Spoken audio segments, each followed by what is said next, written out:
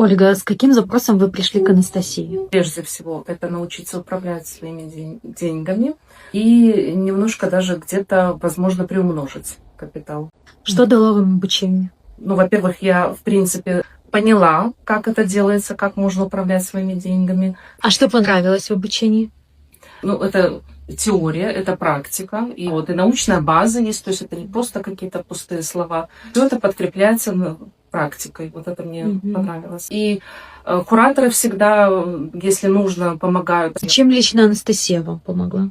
Я поняла, что мне нужно, куда мне двигаться дальше, вот, и что мне нужно для этого сделать. Плюс, опять-таки, вот совершенно как-то по-другому мышление появилось насчет денег, вот именно, как правильно нужно распоряжаться, скажем так, своими деньгами. Да, помощь ощутима. Скажите, пожалуйста, кому посоветуете это обучение?